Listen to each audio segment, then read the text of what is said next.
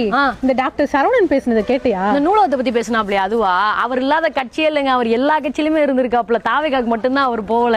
சொல்ல போனா அதிமுக ஒரு காலத்துல பண்ண அராஜகத்தை எல்லாத்தையுமே வந்துட்டு கேள்வி கேட்டதுல மிகப்பெரிய பங்கு டாக்டர் சரவணனுக்கு இருக்கு. அவர் பேசுனதெல்லாம் போய் கேட்டுட்டு இருக்கீங்க. இன்னைக்கு அந்த கட்சியிலே வேட்பாளரா இருக்காப்புல.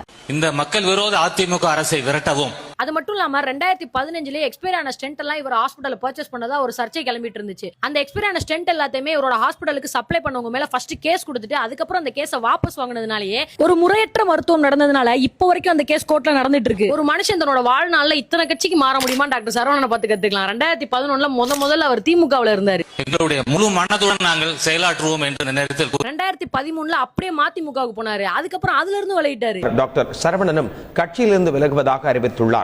2016 மறுபடியும் திமுகவுக்கே போயிடுறாரு. திமுக சார்பில் திருப்பூரோட இடைத்தேர்தலில் வேட்பாளரா நிக்கிறாரு. அவருக்கு ஆப்போசிட் கேண்டிடேட்டா ஏகே போஸ் அப்படின்றவர் அதிமுக வேட்பாளரா நிக்கிறாரு. ஏகே போஸ் அப்படின்றவரோட வேட்புமனுல ஜெயலலிதா அம்மையாரோட கையெழுத்தா இல்லாம கை நாட்டா இருக்கு. இந்த மாதிரி போர்ஜரி பண்ணி தான் அதிமுக அங்க வேட்பாளரை நிப்பாட்டி இருக்கு அப்படின்னு கேஸ் போட்டார். ஏன்னா அந்த சமயம் ஜெயலலிதா அம்மையார் உடல்நல சரியில்லாம இருந்த காரணத்தினால அதிமுக காரங்க ஏதோ ஃப்ராடுத்தனம் பண்ணி அந்த வேட்புமனுல அவங்களோட கை நாட்டு வாங்கிட்டாங்க.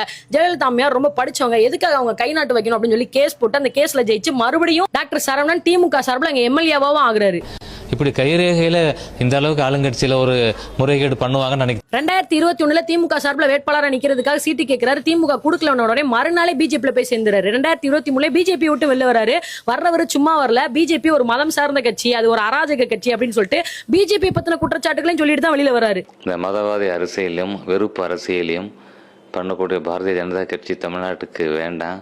2021 பிஜேபி சார்பில் மாதிரி வடக்கு தொகுதியில் நின்று டாக்டர் சரவணன் தோத்து போன உடனே பிடிஆர் அவர்கள் மேல நிறைய அவதூறு கிளப்பி அந்த அவதூறுக்கு அன்னைக்கு நைட்டே அவர்கிட்ட மன்னிப்பு கேட்டு ஒரே நாளில் அந்தர்பல்டி அப்படின்னு சொல்லிட்டு யூடியூப்ல எல்லாம் பேர் வாங்கினாரு. மறுபடியும் இப்ப அதிமுகவுக்கு போய் அதிமுக சார்பில் மாதிரி வடக்கு தொகுதியில வேட்பாளராக நிக்கிறாரு. வடக்கு தொகுதியில சொல்லிக்கிற அளவுக்கு குறைகள் எதுவுமே இல்லை அப்படின்றதுனால கலைஞர் நூற்றாண்டு நூலகம் விரிசல் அடைஞ்சிருச்சு.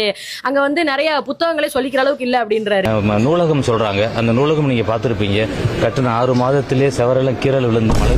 வடக்கு தொகுதியில இருக்கிற கலைஞர் நூற்றாண்டு நூலகத்துக்கு போய் முன்ன பின்ன பாத்திருக்காரா என்னன்னு கூட தெரியல. அந்த நூலகத்துல படிச்சு எத்தனை பேர் டிஎன்பிஎஸ்சி, வங்கி தேர்வு, காவலர் தேர்வு, ஆசிரியர் தேர்வுல தேர்ச்சி பெற்று இன்னைக்கு எத்தனை பேர் அரசு வேலை பார்த்துட்டு இருக்காங்கன்றது தெரியுமா? அதாவது டாக்டர் சரவணன் சார், உங்களுக்கு சீட்டு கொடுத்த கட்சிக்கே நீங்க உண்மையா இல்ல அப்படின்னா உங்களுக்கு ஓட்டு போடுற மக்களுக்கு மட்டும் நீங்க எப்படி உண்மையா இருப்பீங்க?